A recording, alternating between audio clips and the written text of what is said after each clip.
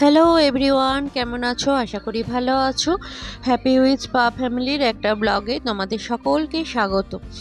আবার একটা ভিডিও নিয়ে চলে এলাম। আমরা এখন বাজছে 3:30। আমরা সবাই সেজেগুজে রেডি হয়ে গেছি, দেখতেই পাচ্ছ গাড়ি বার করে নিয়েছে মিস্টার। আমরা যাচ্ছি আজকে বনমালীপুর। আমাদের বাড়ি থেকে খুব কাছেই, জানো তো, এত বছর আছি যাওয়া হয় না। খুব এটা হচ্ছে হুগলির সর্বপ্রথম বৃহৎ ধাম মন্দির যাকে বলে। আসলে প্রত্যেকবারই যাব যাব বলে হয়, আর দুপুরবেলা খাওয়া দাওয়া মা এত কিছু রান্না করে খাইয়ে দেয়, আর শুয়ে পড়লে আর যাওয়া হয় না সন্ধেবেলার দিকে। তাই আজকে আমি ঠিক করেছিলাম যাবই, এত বছর যাওয়া হয়নি। খুব নাম আছে এই মন্দিরটার। এটা হচ্ছে ব্রহ্মদত্ত ধাম। ব্রহ্মা বিষ্ণু মহেশ্বরের একই অঙ্গের রূপের এখানে তিনটে মূর্তি একই সঙ্গে আছে, ব্রহ্মা বিষ্ণু মহেশ্বরের। তাই ব্রহ্মদত্ত নাম মন্দির, বিশাল মন্দির নাকি, আর পশ্চিমবঙ্গের দ্বিতীয় বৃহত্তম মন্দির এটা। চলো, এত বছর আমরা আছি এত কাছে, আমার বাড়ি থেকে প্রায় আধ ঘন্টা, গাড়িতে আধ ঘন্টা যদি জ্যাম থাকে, না হলে 15-20 মিনিটে, মোটর সাইকেলে তো 15-20 মিনিটেই যাওয়া যায়।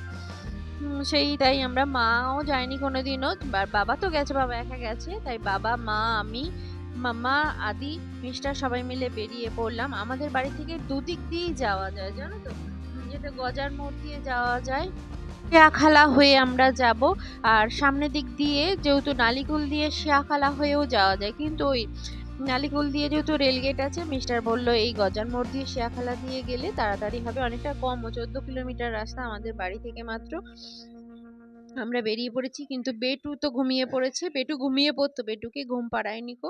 তাই গাড়িতে যাই জাস্ট চেপেই ঘুমিয়ে পড়েছে। আর যেতে 15, দেখতে পাচ্ছ ওই দেখো চূড়াটা দেখা যাচ্ছে মন্দিরের। আমরা এসেই গেছি প্রায়। এত বৃহৎ, মানে এতটাই বড় মন্দির যে এই দেখো এতটা দূর থেকেও মাথার চূড়াটা দেখা যাচ্ছে। যেরকম পুরীতে যেরকম মন্দিরের চূড়া দেখা যায়, সেই রকম দেখো এত দূর থেকে দেখা যাচ্ছে। আর অনেকটা ভিড়ও আছে, দেখো অনেকেই এসেছে। যে আমি ভাবছিলাম কি জানি ফাঁকা থাকবে কিনা, না, অনেকেই দূর দূর থেকে, অনেক দূর দূরান্ত থেকেই সবাই এসেছে, গাড়ি আছে। এখানে একটা সুবিধে কি বলতো, এখনো এখানে না কোনো কোনো পয়সা লাগে না, টাকা পয়সা লাগে না, ফ্রি পার্কিং। আর বিশাল এলাকা জুড়ে যেখানে খুশি গাড়ি রাখতে পারো, কোনো অসুবিধে নেই। এই একটা সুবিধে এখনো পর্যন্ত এখানে আছে, কোনো মন্দিরেই আজ পর্যন্ত আমি দেখিনি যে ফ্রি পার্কিং, এইখানেই একমাত্র দেখলাম। ভালো একদিকে। আর বিশাল এরিয়া জুড়ে তো যেখানে খুশি সবাই যে যার মতো যার মতো করে সুন্দর করে গাড়ি রাখতে পারছে। অনেকটা চওড়া রাস্তা আছে, খুব ভালোভাবে গাড়িও ঘোরানো যাবে আর খুব সুন্দরভাবে দেখাও যাবে। চলো, আমরা এখনো প্রবেশ করিনি, গাড়িটা মিস্টার রাখছেই, আমরা হেঁটে হেঁটে সবাই মিলে যাচ্ছি। এদিকে বেটুও ঘুম থেকে উঠে পড়েছে। কি বিশাল এলাকা জুড়ে মন্দিরটা, দেখো কতটা এরিয়া জুড়ে রয়েছে আর কি সুন্দর করেছে। এই দেখো এটা হচ্ছে মেন এন্ট্রান্স, এখান দিয়ে আমরা সবাই যাবো। এই যে মিস্টার এখন এখানে চটি চটি জুতো খোলারও ব্যবস্থাটা না খুব সুন্দর। এই দেখো ব্রহ্মদত্ত ধাম, জুতো পরেই আমরা যাচ্ছি। আর জুতো রাখার জন্য কোনো না কোনো সিস্টেম নেই, জুতো খুলেই চলে যাও। সিঁড়ির সামনেটায় জুতো খুলতে হবে, এই যে দূর থেকে জুতোটা খুলে রেখে হেঁটে হেঁটে যেতে হবে, এইরকম ব্যবস্থাও নেই। মা এখানে এক পুজো দেবে, তাই পুজোর একটা ডালা নিয়ে নিল। এই যে এই দাদার কাছ থেকে ডালা নিচ্ছে, আমি তো আর পুজো দেবো না, মা দেবে, মা বাবাই দেবে, সেই জন্য মা নিল। আর দেখো জুতো খোলার ব্যবস্থাও নেই, ওই সামনেটা গিয়ে যে সিঁড়িটা রয়েছে এইখান থেকে আমরা জুতো খুলবো, জুতো খুলে তারপরে ঢুকবো। অন্য মন্দিরে কি বলো তো, কত দূরে জুতোটা খুলে রেখে দিতে হয়, সেই ব্যবস্থাটাও এখানে নেই। এটাই ভালো লাগলো, অনেকটা দূরে নাহলে জুতো খুলে সে হেঁটে হেঁটে আসতো। যেখান থেকে আমরা ডালা কিনি সেখানেই জুতো খুলতে হয়। দক্ষিণেশ্বরের মন্দিরে বলো, কালীঘাটের মন্দিরে বলো, সব মন্দিরেই দেখেছি, কিন্তু এখানে সেই সিস্টেমটা নয়। এমনি সবাই তো আর পুজো দেয় না, দর্শন করতেও আসে, তারাও এইখানে জুতো খুলছে। দেখো আমরাও এইখানেই জুতো খুলছি। চলো আমরা জুতো খুলে এবার প্রবেশ করি। কত সব বেশ শান্তির জায়গা, জানো তো, বেশ সুন্দর, খুব ভালো লাগছে। বেটুরও খুব ভালো লাগছে, কিন্তু বেটুর এই একটাই, বেটু কোলে কোলে এখন একটা কি অভ্যেস হয়েছে কি জানি, যত বড় হচ্ছে তত এখন আর হাঁটতে চাইছে না, কোলে চাপতে চাইছে। এই দেখো আমরা ঢুকে পড়েছি। প্রথমেই এখানে একটা প্রণামী বক্স রয়েছে, আর এখানে ঢুকিয়ে প্রথমেই দর্শন হচ্ছে কচ্ছপের। এই কচ্ছপ রয়েছে, চলো এগিয়ে যাই।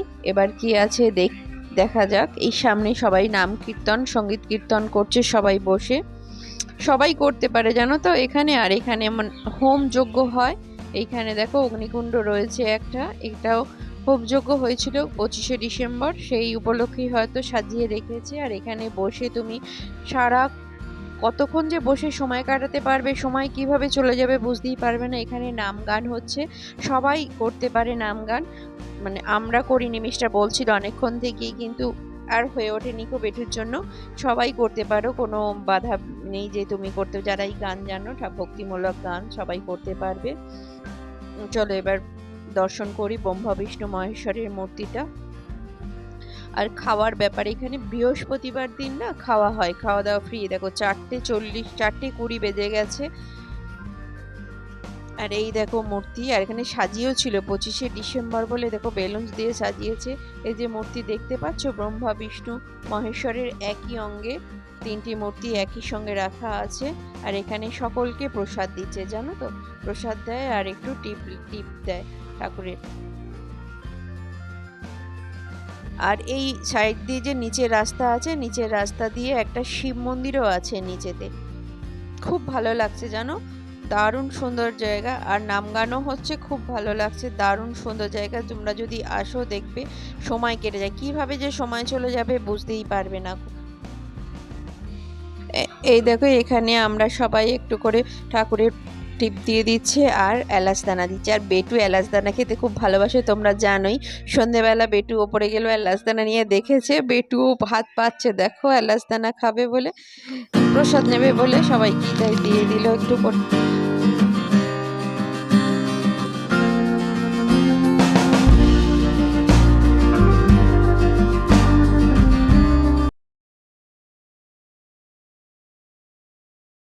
এদিকে মায়েরও পুজো দেওয়া হয়ে গেছে। আর পুজোর ডালাতে ধূপ আর মোমবাতিও ছিল, মোমবাতি আর ধূপ দিতে হবে। এই সাইডে এই পাশে জায়গা করা রয়েছে, এইখানেই ঠাকুরকে দেখিয়ে এসে এইখানে মোমবাতি আর ধূপ লাগিয়ে দিতে হবে। মা সেটাই করছে, মা দেখিয়ে এসে এখানে মোমবাতি আর ধূপটা লাগিয়ে দিচ্ছে, লাগিয়ে দিক। তারপরে এই মন্দিরটা দুই সাইডেই না বিশাল বিশাল করে চাতাল আছে, আর মধ্যিখানে মন্দির, সেটাই দেখবো। চলো দেখি, অনেকটা বিশাল বলছে মিস্টারই দেখে এলো। আমরা চলো এবার যাই মা ধূপটা দিয়ে নিই।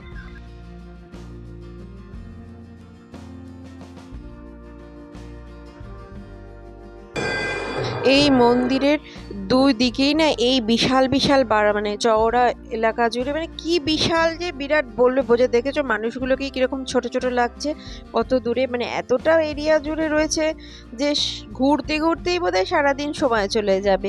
আমরা কখন এসেছি, মন্দিরে উঠতে উঠতেই 4:20 বেজে গেল। দেখো এই দেখো হাঁটছি আমি, বেটুকে কোলে নিয়েছি, মিস্টার ঘুরছে, মাম্মা ক্যামেরা নিয়ে ফোন ভিডিও করছে একটু।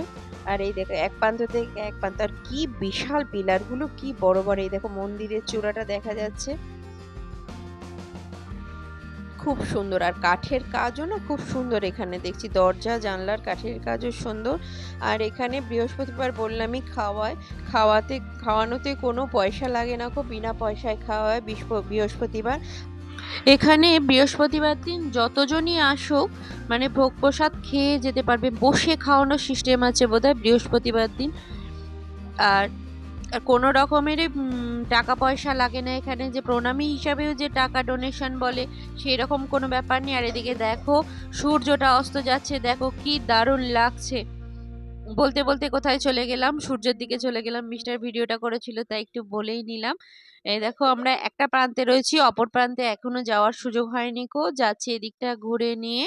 আর যা বলছিলাম যে যতজন মানুষই আসুক না কেন সব বসে ফ্রিতে খাওয়ায়, কোনো রকম ডোনেশন দিতে হয় না, প্রণামীরও কোনো রকম চাপ নেই। তোমার যেটা ইচ্ছা হবে সেটা দেবে, সেই রকমও চাপ নেই, নাও দিতে পারো, না দিয়েও চলে যেতে পারো। ঠাকুরকে যেটুকু প্রণামী দেওয়ার ইচ্ছা হবে সেইটুকু দিতে পারো। চলো এবার। আর এই দেখো এই এরিয়া থেকে মন্দিরের সামনের দিকটা দেখো, সিংহদুয়ার যাকে বলে সেই দুয়ারটা দেখাচ্ছি, আর কি সুন্দর লাগছে দেখো। আর চারপাশে ধুধু মাঠ, আর মধ্যিখানে এই বিশাল মন্দির, দারুণ সুন্দর করেছে।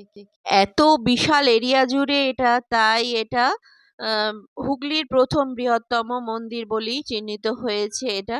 আর লক্ষ লক্ষ মানুষের ভিড়েও এটা মনে হবে না যে ভিড় উপচে পড়েছে, জানো তো, এত বিশাল। আর এত দেখো দূর থেকে ঘরগুলোকে কিরকম ছোট ছোট লাগছে। আর ওই দিকে দেখা যাচ্ছে মনে হয় ভোগ প্রসাদ দিচ্ছে। আজ কিন্তু বৃহস্পতিবার নয়, আজ বসে আর বাজছেও তো 5টা বাজতে চললো। এ দেখো মায়ের হাতে পুজোর ডালি। চলো এবার নিচে যাই, ভোগ প্রসাদ দিচ্ছে ওই এরিয়াটাতে। দেখলাম, নিচে নেমে দেখি মিস্টারকে বললাম মা খাবে না, মায়ের আজকে পূর্ণিমা আছে, তাই মিস্টারকে বললাম একটা নিয়ে এসো দেখি ভোগ প্রসাদ কিরম ঠাকুরের। এসেছি যখন এত দূরে, আসা হয়নি এতদিন ধরে, তাই মিস্টার গেছে আনতে প্রসাদটা। আর এইখানে দেখো যেখানে প্রসাদ দিচ্ছে এখানে কতগুলো কলের ট্যাপ রয়েছে, প্রায় 50-60টা বোধ হবে, আমি কমই বলছি বোধহয়। পরপর পরপর মানে হাত ধোয়ার ব্যবস্থা রয়েছে, আর প্রসাদ খেয়ে ফেলার জন্য ডাম রাখা রয়েছে। মানে খুব সুন্দর পরিষ্কার পরিচ্ছন্ন আর সিস্টেমেটিক, যে জল দিয়ে হাত ধুতে হবে, হাত ধোয়ার মধ্যেও ওই অনেকগুলো কল আছে। কতগুলো কল আছে আমি তো বললাম 50-60টায়, যত রকম চারিদিকেই ধারে ধারে রয়েছে। আর এই দেখো মিস্টার এসেছে প্রসাদ নিতে, প্রসাদে দিচ্ছে। এই দেখো ছোট নিয়েছে জাস্ট একটু ঠাকুরের প্রসাদ মুখে দেবো বলে। আর ঠাকুরের প্রসাদ তো মানে অমৃত সমান যাকে বলে, এত সুন্দর খেতে লাগলো কি বলবো। কিন্তু যতটা চাইবে ততটাই দেবে, জানো তো, ওদের কোনো অল্প দেবে তা নয়। তোমার এক বাটি খেলে পেট ভরে যাবে। মিস্টার একটু অল্পই নিল, যেহেতু আমরা খাওয়া দাওয়া করি বেরিয়েছি, জাস্ট ঠাকুরের প্রসাদ না বলা যায় না, সেই জন্যই একটু প্রসাদ গ্রহণ করলাম। এই যা দেখো, তোমরা এলে তোমাদের আজকে প্রসাদ পাবো বুঝতেই পারিনি। ওরা বললো নাকি প্রত্যেক দিনই দেয়, যতটা না থাকলেও নাকি ওরা মানে কাউকে ফেরায় না, কোনো দর্শনার্থীকে ফেরায় না। আর এই মন্দিরের একদিকে কপিল মুনির মূর্তি, আর একটা দিকে আছে গণেশজির মূর্তি আছে। আর বাবা বললো যে নিচে একটা শিবের মূর্তি আছে, সেটা দেখা হয়নি, তাই আমরা আবার উঠলাম, মাও উঠলো, সবাই মিলিয়ে উঠলাম আবার এই শিবের মূর্তিটা দেখার জন্য। এটা হচ্ছে গর্ভগৃহ যাকে বলে, আন্ডারগ্রাউন্ড, সেই অন্ধকারে আমরা, তাই সকলে আবার আমরা শিব দর্শন করতে যাচ্ছি। এই গর্ভগৃহে যাচ্ছি, অন্ধকার দেখো। আর গোলাপি কালারের একটা নিয়ন লাইট দিয়েছে, দারুণ সুন্দর লাগছে। এইখানে শিবের মূর্তি রয়েছে দেখো, আন্ডারগ্রাউন্ড যেহেতু অন্ধকার, সেই জন্য পিঙ্ক আলো দিয়ে বেশ সুন্দর শান্ত পরিবেশটা, জানো তো কি ভালো লাগছে যে কি বলবো, না এলে না বুঝতে পারবে না গো। আমি যতটা পারছি তোমাদের সঙ্গে শেয়ার করার চেষ্টা করছি। এই দেখো মন্দির,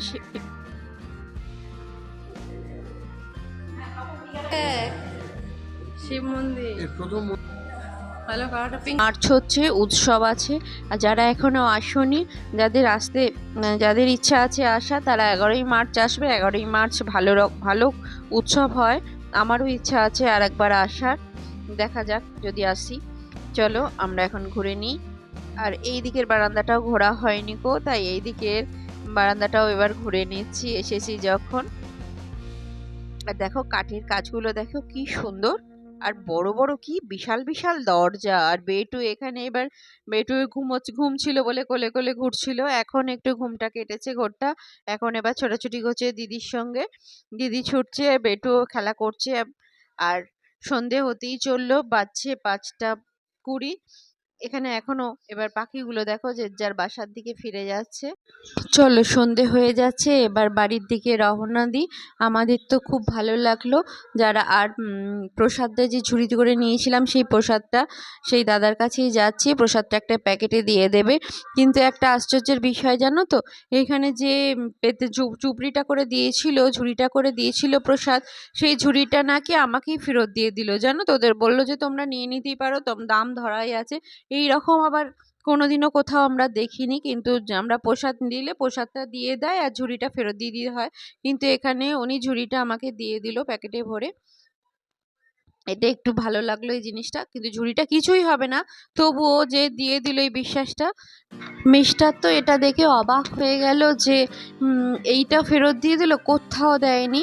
মানে যত ছোট মন্দিরেও বলো, আমরা এতদিন পুজো দিয়েছি, কোথাও এইটা ফেরত দেয় না এই ধরনের। ওরা প্রসাদটা দিয়ে ওরা ঝুড়িটা নিয়ে নেয়, এই ব্যাপারটা খুব অবাকও লেগেছে, খুব ভালোও লেগেছে। এখনো এই ধরনের মানুষ আছে, যাই হোক হবে আস্তে আস্তে। আরে দেখো আদি প্রসাদের ঝুড়ি নিয়ে নিয়েছে। আদি কি বললি, তুই পারবি নিশ্চয়ই? ও পারবে নিশ্চয়ই, চলো। ভিডিওটা এখানেই শেষ করলাম। সবাই ভালো থাকবেন, সুস্থ থাকবেন, বাই।